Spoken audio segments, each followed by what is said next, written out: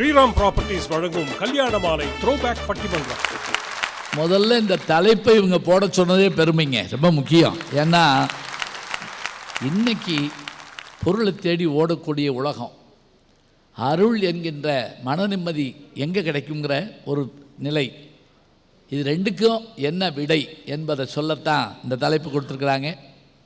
மீண்டும் கல்யாண மாலை வெள்ளி விழா கண்ட கல்யாண மாலை, 6.5 லட்சம் பேர்களுக்கு திருமணத்தை முடித்து வைத்த கல்யாண மாலை, 1 கோடி பேரை அவர்கள் அடைய வேண்டும் என்று வாழ்த்திவிட்டு, தமிழுக்கும் உலகெங்கும் இருக்கிற அத்தனை தமிழர்களுக்கும் தங்களுடைய சேவையால் தொண்டு செய்து கொண்டிருக்கின்ற அவர்களை நாம் வணங்கி சுருக்கமாக தீர்ப்பு சொல்லிடலாம். ரெண்டும் ரொம்ப முக்கியமான விஷயம். கடவுளை பற்றி இவங்க சொல்கிறப்ப, அச்சத்தின் காரணமாக எவையெல்லாம் நம்மை அச்சத்துக்கிறதோ அதெல்லாம் நம்ம கடவுளை மாற்றுறோம் அப்படின்னாங்க. பொருள் தொடங்கினார் அவர். எங்களுக்கான அந்த விஷயம் எப்படிப்பட்டது, அந்த பொருள் சாதாரணமா அப்படின்னு. உண்மைதாங்க. திருவள்ளுவர் அறத்துப்பால், பொருட்பால், காமத்துப்பால் அல்லது இன்பத்துப்பால் எழுதுகிறார். அதில் பொருள் அதிகாரம் தாங்க அதிகம். நல்லா கவனித்து பாருங்க. அறம், பொருள், இன்பம். இதில் இந்த நடுவில் இருக்கக்கூடிய பொருளை சேர்த்துட்டா போதுமாங்க. நடுவனது எய்தின் இருதலையும் எய்தும்.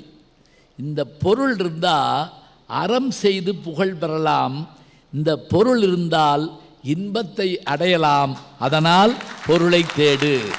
திருவள்ளுவர் சொல்கிறார், செய்க பொருளை செருணர் செருக்கருக்கும் எஃகு அதனில் கூறியது இல் அப்படிங்கிறார்.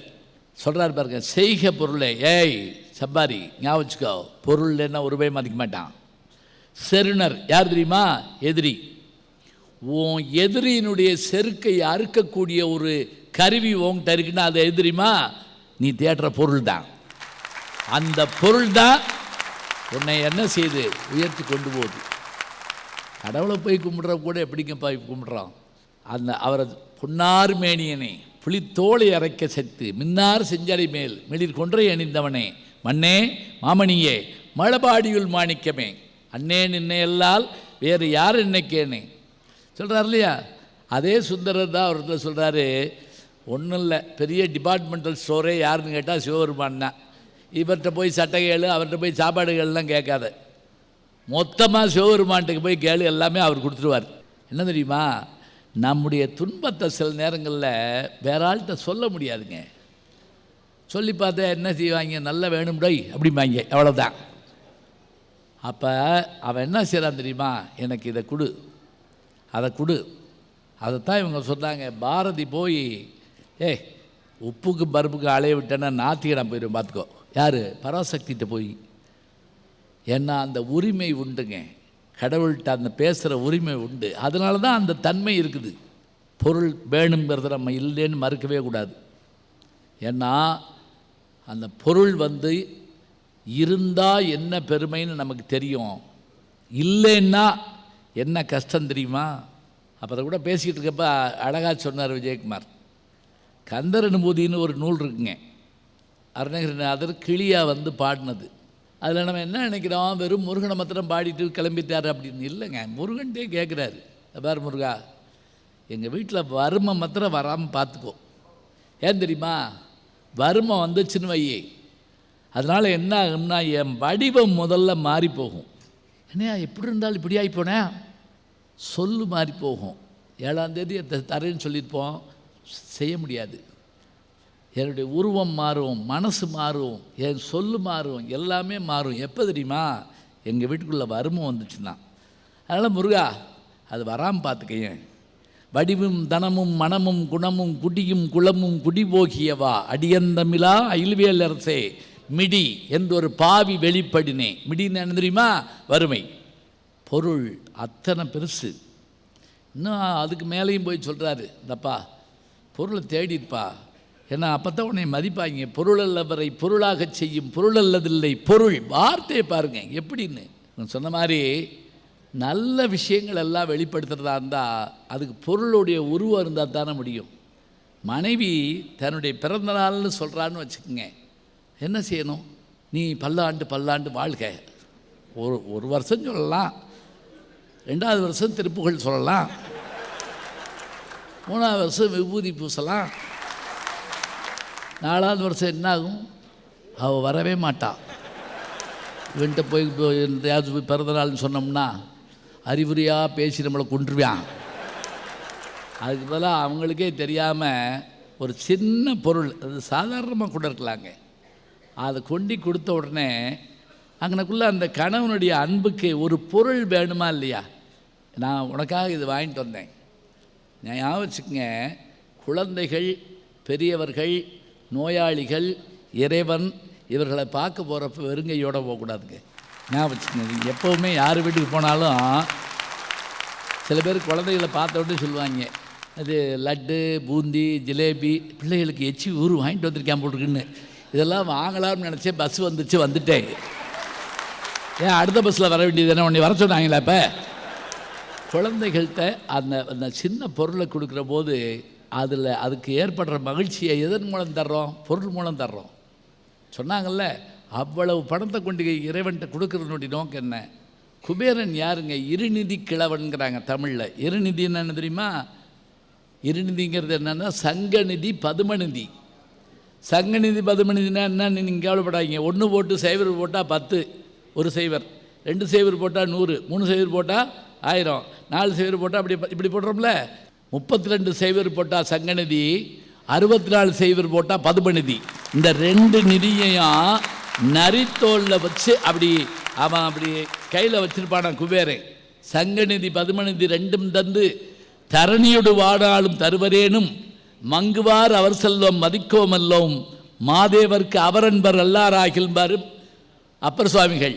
நீங்கள் பழனிக்கு போகிறீங்க, போயிட்டு அங்கே எதுக்காக உட்காந்துருப்பேன் தெரியுமா? ராஜ அலங்காரம் வரட்டும் பார்த்துட்டு வருவோம் அப்படிமோ. ஏன் அவர் ராஜ அலங்காரத்தோடையா போனாரங்க? இல்லையே, ஆண்டியா தானே போனார். நம்ம ஏன் அப்படி போய் பார்க்க விரும்புகிறோம் தெரியுமா? நான் பார்க்குறேன், எனக்கு எல்லாம் கொடு, வேறு வழி இல்லை. நான் இப்போ மோட்டை தானே வந்து கேட்பேன். பொண்ணும் மெய்ப்பொருளும் தருவான் தன்னைங்கிற வார்த்தைக்கு பொருள் என்ன? எனக்கு நீ எல்லாம் கொடுக்கறதுக்கு நீ ஒரு ஆள் தானேயா இருக்க, வேணும். பக்தியின் நோக்கம் இல்லைன்னு சொல்ல முடியாதுங்க. இன்னொன்று, எத்தனை தடவை கேட்டாலும் கொடுக்குற ஒரு ஆள் கடவுள் தாங்க. இந்த பையன் மட்டும் எஸ்எல்சி பார்த்து +2 பாஸ் பண்ணிட்டான்னா வேறு ஒன்றுமே கேட்க மாட்டேன். எப்போ ரிசல்ட் வர்ற வரைக்கும். ரிசல்ட் வந்த உடனே ஒரு காலேஜில் மட்டும் அழுகு எங்கிருந்தால் வருமோ தெரியாது, இடம் கிடச்சிரும். டிகிரியை மாத்திரம் முடித்து ஒரு வேலையை வாங்கி, அதே கோமதி அம்மன், அதே முருகன் தான். அவனுக்கு ஒரு கல்யாணம் மட்டும் நடந்துடும். ஒரு பேரனை பார்த்துட்டு அந்த பயலுக்கு எல்கேஜியில் இடம் கிடச்சி அவனுக்கு ஒரு கல்யாணம். ஈட்டி எடுத்து குத்திப்பிடி இந்த பக்கம் வந்தேன்னா ஒரு நாளும் சொன்னது இல்லைங்க முருகன், நீ வாடா மகனே, நீ எப்போ விடல வா, உன் ஆயில் முழுக்க வருவேன்னு எனக்கு தெரியும்டா, வந்தாலும் தருவேன்டா, நீங்கள் எம்பிடித்தான் கொடுங்க, எவ்வளோ கொடுத்தாலும். நீங்கள் நான் பார்த்துருக்கேன் சில பேர்கிட்ட ₹1,00,000 கொடுத்தாலும் சரி, இந்த காருக்கு ஒரு 50 ரூபா கொடுக்கணும், அந்த லட்சத்தை அது எடுக்கணும், அந்த லட்சுமி. அப்புறம் இது என்ன சரஸ்வதியா? இருக்கிறதுலையே கூட்டம் எங்கே போகுது? திருப்பதி வெங்கடாஜலம் விட்ட போகுது. அங்கே போய் அவர்கிட்ட அத்தனையும் கேட்கணும், அத்தனையும் வாங்கணும். நல்ல பணக்கார சமயத்தான் போவோம், எல்லாம் வாங்கிட்டு வரணும். பக்தியின் நோக்கத்தில் ஒரு சாதாரண மனுஷன் இந்த பூலோகத்துக்கு வந்தவன் வேறு என்னங்க கேட்க போகிறான்? அவன் பொருளைத்தான் கேட்பான். ஏன்னா அவனுக்கு கவலைகள் நிறைய இருக்குங்க. அவன் எல்லாம் சரி, இப்போ எல்லாத்தையும் பணத்து மூலமாக தான் வாங்கணும். முந்தியெல்லாம் கொஞ்சம் தண்ணி கொடுக்கலன்னு ஒரு வீட்டில் கேட்டால் தண்ணி கொடுப்பாங்க, ஒரு கடையில் கூட கொடுப்பாங்க. இப்போ காசு, அது இல்லாமல் எதுவுமே செய்ய முடியாதுன்னு ஆயிடும். இந்த நிலையில் இந்த உலகத்தை சேர்ந்த ஒரு மனிதன் இறைவனை நோக்கி கேட்குறப்ப என்னதான் அவன் சிந்தித்தாலும் அவன் பொருளை தாண்டி அவனால் சிந்திக்க முடியாத சூழலை உருவாக்கி வச்சுவிட்டோம். அதனால் நம்ம இறைவனை நோக்கி நாம் கேட்பது என்ன, பக்தியின் நோக்கம் என்ன அப்படின்னு கேட்டால் பொருள்தான் அப்படின்னு நம்ம முடிச்சிட்டோம்னா நீங்கள் 3 பேர் சந்தோஷப்பட்டு வீட்டுக்கு போயிடுவீங்க. அப்படி போக விட மாட்டேன். இந்த 3 பேர் என்ன செய்யறது இங்கே கேட்டாங்க. நாங்கள் அதுக்கு உருவம் காட்டுவோம். நீங்கள் உருவம் காட்டுவீங்களா? எத்தனை உருவம் காட்டலாங்க. முருகனை காட்டலாம், விநாயகரை காட்டலாம், இப்போ சிவனை காட்டலாம், பெருமாளை காட்டலாம். ஏன் உருவம் வச்சுருக்குங்கிறதுக்கும் பழனியில் ஒரு பாட்டு இருக்குங்க. பழனி தலபுராணத்தில் போய் பாருங்க. அடிமுடியும் நடுவுமில்லா அகன்ற பரம்பொருள் உளதென்று அறிந்திட்டாலும் கடிகமல் மென்மலர் பூசைக்கு உறவும் பாங்கு அதற்கு இல்லையாதலால் கருத மாட்டேன். எனக்கு தெரியாதா உருவம் இல்லாத கடவுள்னு? எனக்கு தெரியாதா? தெரியும்பா. இருந்தாலும் எனக்கு விழுந்து கும்பிட ஒரு கால் வேணும், அபிஷேகம் பண்ண பால் வேணும். இது 2 வேணும்னா முருகா நீ எனக்கு வேணும். இது அங்கே இருக்குது அந்த தலபுராணம். இதை பார்க்குறோம். நம்ம அருள்ங்கிற விஷயம் என்ன அவ்வளோ சீக்கிரம் நமக்கு கிடச்சிருமா? சொல்லுங்க பார்ப்போம். எப்படி கண்ணை மூடி இருந்தாலும் இப்படி பார்த்துக்கிட்டே இருப்போம். சில பேர் 1 நிமிஷம் மௌனமாக இருப்போம் அப்படின்னு சொன்னால் கடியாரத்தை பார்த்துருப்போம். இன்னமா 1 நிமிஷம் ஆகலை, 1 மணி நேரம் ஆச்சு, கடியாரம் ஓட மாட்டேங்குது. இப்படிலாம் யோசிப்போம். அந்த நிலை இவங்க சொன்ன மாதிரி அந்த நிலை வருமான் இல்லை, அப்படி இல்லைங்க. அந்த நிலை வரணுங்கிறதுக்காக தான் என்ன செய்கிறோம் அப்படின்னா நாம் அருள் வேண்டும்னு கேட்குறதுக்காக பழக்கிறோம் நம்மளை, வேற ஒன்றும் இல்லை. இறைவனை போய் பார்த்து கேட்டு அவங்க அருமையாக சொன்னாங்கல்ல, 1000 கூட்டத்தில் மிதிவிடுவோம், 1000 கஷ்டத்தில் சங்கடப்படுவோம். அவ்வளவு நேரம் நின்று 3 மணி நேரம் நின்று வெங்கடாஜலபதியை பார்க்க போகிறப்ப தள்ளி ஜரகண்டின்னு பிடிச்சி இழுப்பாங்க. அப்படி 1 நிமிஷம் பார்த்து அம்பிட்டு மறந்து போகுங்க, அம்பிட்டு மறந்து போகும். செடியாய வல்வினைகள் தீர்க்கும் திருமாலே நெடியோனே வேங்கடவா நின்கோயில் வாசல்லே அடியாரும் வானவரும் அரம்பையரும் சூழ்ந்திருக்க படியாய் கிடந்த நின் பவளவாய் காணேன்னு. நான் வேற ஒன்றும் இல்லை, அந்த படியாக கிடந்தேன்னா கூட பரவாயில்ல. நான் மதுரையில் அழகர் ஆற்றுல இருந்தது 30 வருஷமாக நேர்முகோட்டம் பண்ணுறேன். அப்போ எனக்கு என்ன ஆச்சரியம் தெரியுங்களா, அங்கே இருக்க அந்த பாலம், அந்த அழகர் இறங்குற இடத்துல ஒரு பாலம் இருக்குது, ஆல்பர்ட் விக்டர் பாலம், ஏவி பாலம்னு பேர். அது கட்டி 150 வருஷம் ஆச்சு. எனக்கு அந்த பாலத்தை பார்த்தா பொறாமையாக இருக்கும். ஏன் தெரியுமா, நானாவது 30 வருஷம்தான் அழகரை பார்க்குறேன், நீ 150 வருஷம் பார்த்துருக்கியே. அந்த பாலம் அகரணையாக இருந்தால் என்ன இருக்கட்டுமே. எழுத்தாளர் சுஜாதா அவங்க அப்பா 80 வயசில் அவரை கூட்டிகிட்டு கோயிலுக்கு போவாராங்க, ஸ்ரீரங்கம் கோயிலுக்கு. அவங்க அப்பா இவர் கையை பிடிச்சிக்கிட்டு அந்த சேவரை தொட்டுக்கிட்டே வருவாராம். இவர் கேட்பாரா அவங்க அப்பாட்ட, ஏன்ப்பா நான் தான் பிடிச்சிட்டு வரேன், நான் விழுந்துடவா போகிறேன் அப்படின்னு. அதுக்கு இல்லைடா, இந்த சுவர் ராமானுஜர் தொட்ட சுவராக இருக்கலாம் இல்லையா, இது ஆழ்வார்கள் தொட்ட சுவராக இருக்கலாம் இல்லையா, அது என் மேலே படட்டுங்கிறதுக்காக தாண்டா வந்தேன். இதுதான் உண்மை. இப்போ இதுக்காக தானங்க நம்ம அந்த கஷ்டத்தை படுறோம். இந்த மனம் நமக்கு அருள், வேற ஒன்றும் இல்லைங்க. இதை எப்படி பெற போகிறோம் சொல்லுங்க பார்ப்போம். இப்போ நீங்கள் கேட்டிங்கல்ல அருளை காட்ட முடியுமான்னு, எங்கள் ஊருக்கு வாங்க, பாண்டி கோயில்னு ஒன்று இருக்குது. ஆடி போவாங்க பார்த்திங்கன்னா, அவன் ஆடுற ஆடத்துக்கு நம்ம ஊர் சாமி கருப்பட சாமி 2 அடி அடித்தாலே போதும், ஆடிடுவாங்க. ஆடுனா 5 கிலோமீட்டரில் ஓடுவாங்க. எப்படி ஓடுவாங்கன்னு கண்டுபிடிக்க முடியாது. அதில் சில பேர், ஏய் இது நம்ம சாமி இல்லைடா அதுக்கு ஆடவரா அப்படின்னு இருப்பாங்க. அங்கே பார்க்கலாங்க அருளை. நான் மதுரையில் பார்த்துருக்கேன், பாண்டி கோயிலில். அந்த வெள்ளியும் செவ்வாயும் அந்த டிரைவர் கண்டிட்டு தனியாக சம்பளம் கொடுக்கணும். ஏன் தெரியுமா, சில பேருக்கு பஸ்ஸில் ஏறினோடனே சாமி வந்துடும். சாமிகிட்ட டிக்கெட் கேட்க முடியுமா? அன்றைக்கு உரமா இப்போ பாண்டி கோயில் இறங்கி பைபாஸில் ஓடுது, கண்டக்டர் விரட்டி ஓடுறாரு, டிக்கெட்டுன்னு ஓடுறாரு. அந்த அம்மா திரும்பி நான் பாண்டி அப்படிங்குது, இவர் நான் பாண்டியே பிஆர்சி கொண்டா. இது தன்னை மறக்கிற நிலைங்க. தன்னை மறந்தால் தன் நாமம் கேட்டாள்னு சொல்கிறார் இல்லையா, அது எப்போ கேட்போம்? சின்ன பிள்ளையாக இருக்கப்போ கேட்க தெரியாது.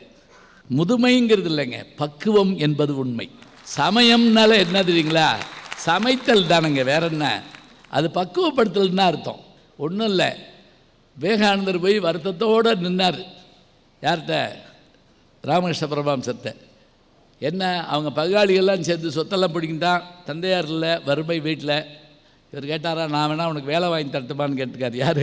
ராமகிருஷ்ண பரமஹம்சர். இல்லை வேண்டாம் அப்படின்ட்டார். ஒன்று செய், இன்றைக்கி அமாவாசை இரவில் காளி பிரத்யட்சமாக தோன்றுவா, என் முன்னாடி தோன்றுவா. நான் போய் பார்ப்பேன். அந்த நேரம் உன்னை அனுப்புகிறேன், நீ போய் காளிகிட்ட வேலை வேண்டும்னு கேளு. நள்ளிரவு இவர் போயிட்டு வந்துட்டார், விவேகானந்தர் அனுப்புகிறார். தட்சிணேஸ்வரத்தில் இருக்கக்கூடிய காளிகிட்ட போய் வேலை கேளுன்னு அனுப்புகிறார். போன விவேகானந்தர் கொஞ்ச நேரம் கழிச்சு திரும்பி வந்துட்டார். அம்பாவை பார்த்தியா? பார்த்தேன். வேலை கேட்டியா? ஐயோ மறந்து போனேன். என்னன்னு ஒன்று எதுக்கு அனுப்புனேன்? போ, ஓடு ஓடு, இன்னொருக்க போ. இன்னொருக்க போனார். திரும்பி வந்தார். வேலை கேட்டியா? மறந்துட்டேன். என்னப்பா எதை மறந்துட்டேன்னு இருக்க? போப்பா, போய் கேளு போ. 3ஆவது போய் திரும்பி வந்தாருங்க. கேட்டியா? கேட்கல. இப்போ மறந்துட்டியாக்கா? மறக்கலை. இந்த உலகத்தையே காத்து ரசிக்கக்கூடிய அந்த தெய்வத்திட்ட எனக்கு வேலை கொடுன்னு கேட்க வெக்கமாக இருந்துச்சு அப்படின்னாரு. அவள் யார்? ஜெகன்மாதா. அப்படி கட்டி பிடிச்சிக்கிட்டாருங்க. இந்த ஞானம் வந்தால் பின்பு நமக்கது வேண்டும். பாரதி கேட்டான் இல்லையா? இது இயல்பாக வந்துடும்னு நினைக்கிறீங்களா? பொருள் வேணும். தங்க கிரீடம், வைர கிரீடம், அது இது எல்லாம் இருக்குங்க. ஆனால் செல்வம்னா என்ன தெரியுமா? செல்வம் என்பது சிந்தையின் நிறைவுன்னார். யார்? குமரகுருபரர் சொன்னாருங்க. செல்வம்ங்கிறது என்ன அப்படின்னா, போதும்னு நம்ம நினைக்கிறோம்ல, மூளை. வயிறு நிறைஞ்சிருச்சுங்கிற விஷயம் எப்போ தெரியுமா தெரியும்? மூளை தான் சொல்லும் நமக்கு போதும், நிப்பாட்டுன்னு. இறைவனிடத்தில் இன்றைய சூழலில் நாம் பொருள் வேணும்னு கேட்குறோம், இருக்கலாம். ஆனால் அருள் என்கின்ற நிலையை அடைவதற்காகத்தான் நாம் இறைவனை நோக்கி செல்ல வேண்டும். இவ்வளவு கூட்டம் நீங்கள் பார்க்குறீங்க. இம்பிட்டு கூட்டம் ஆடி தபஸுக்கு வரப்போகுது, தேரோட்டத்துக்கு வரப்போகுது, திருச்செந்தூருக்கு வரப்போகுது, எல்லாம் வரப்போகுதுன்னா என்ன? பொருளை காட்டிலும் அருள்தான் இறைவனிடத்தில் நாம் வேண்ட வேண்டும் என்று கேட்டுக்கொண்டு நல்ல வாய்ப்பை தந்த நம்முடைய கல்யாண மாலையினுடைய அத்தனை பெருமக்களுக்கும் அன்பை பாராட்டி வாழ்த்தி வணங்கி விடைபெறுகிறோம். நன்றி, வணக்கம்.